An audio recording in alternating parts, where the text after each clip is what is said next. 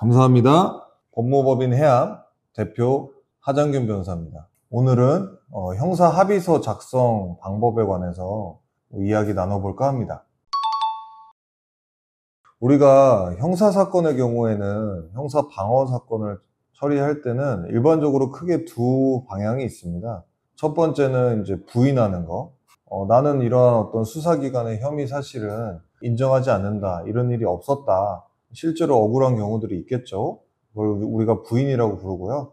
또 하나는 자백이라고 하는 겁니다. 자백이라는 거는 수사기관이 주장하는 사실을 인정한다라는 뜻입니다. 자수하고는 약간 다른데요. 자수는 우리가 수사기관에 직접 가서 제가 이러이러한 범죄를 했습니다 라고 자기 스스로를 신고하는 경우이고, 자백이라는 거는 수사기관이 이러이러한 혐의점이 있는데 당신 인정하냐? 인정합니다. 이게 자백인데요. 보통 우리가 자백하는 사건들에서는 주요한 양형 자료가 합의입니다. 합의. 그래서 피해자에게 피해 회복을 했는가? 그리고 피해자께서도 피해 회복에 관해서 진지하게 생각을 하고 그에 따라서 우리가 사과를 받고 용서를 해주고 있는가? 이런 게 또 이제 중요한 부분이 되는데요.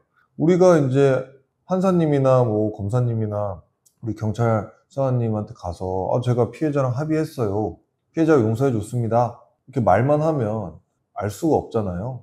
그래서 이제 그런 용서를 받았다. 또는 내가 피해 회복으로 위자료로 어떠한 금액을 지급을 했다라는 걸 이제 문서로 남겨야지 우리가 사건을 처리하는 다른 유관 인사들이나 기관들이 그 사실을 알 수 있게 되는 거거든요.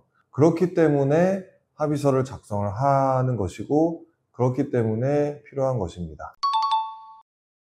합의서에 들어가야 될 내용이 법적으로 어떤 요건들이 정해져 있는 것은 아닙니다. 다만 말씀드렸듯이 합의서 갖는 그 목적, 그 취지에 부합하는 내용들이 들어가야 그 합의서가 법적으로 의미가 있겠죠.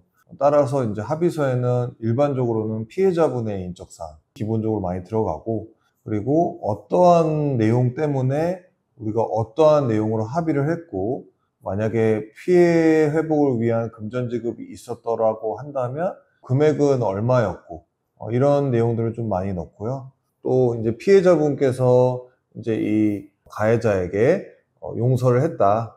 따라서 나는 형사처벌은 원치 않는다. 이러한 의사표시를 했다라는 점이 이제 좀 담겨 있으면 좋고요.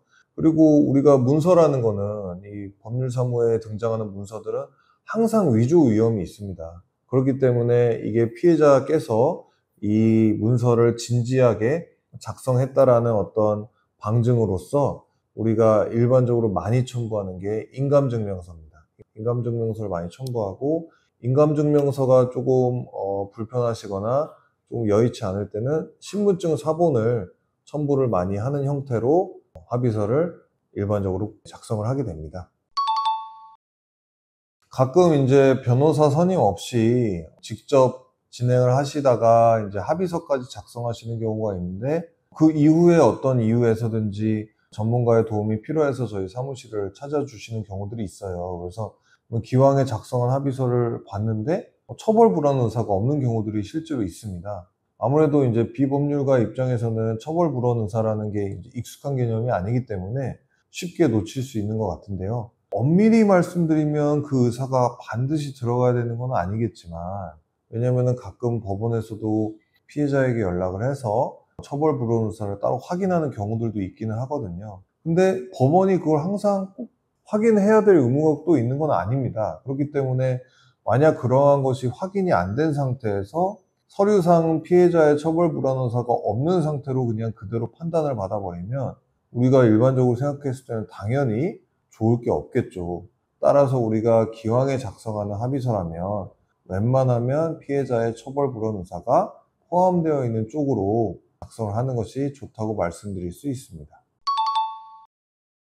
실질적으로 피해자분께 피해 회복을 하는 게 중요한 거니까 사실 현찰로 드리든 계좌이체를 하든 그것이 그 자체로 어떤 중요한 의미가 있지는 않겠지만, 아까 말씀드린 것처럼 우리가 이제 이 사건을 처리하는 사람들은 다 제3자들이잖아요. 경찰관님, 검사님, 판사님, 상대방 변호사님들, 그렇기 때문에 우리가 눈으로 확인할 수 있는 게 없으면 실제 이 사람이 돈을 지급했는지 안 했는지를 알 수가 없습니다. 우리가 뭐 어떤 사건이 있다고 해서 각종 기관들이나 제3자들이 자발적으로 법원에다가 다양한 서류들을 제출하는 게 아니거든요. 그렇기 때문에 피의자나 피고인의 입장에서는 자기의 어떤 양형을 위해서는 스스로가 적극적으로 준비를 해야 되기 때문에 내가 피해 회복을 위해서 돈을 지급했다라는 것을 보여주기 위해서라면 계좌이체를 한 내역을 제출하는 것이 보통 효과적이기 때문에 일반적으로는 계좌이체를 하는 것을 권장드립니다.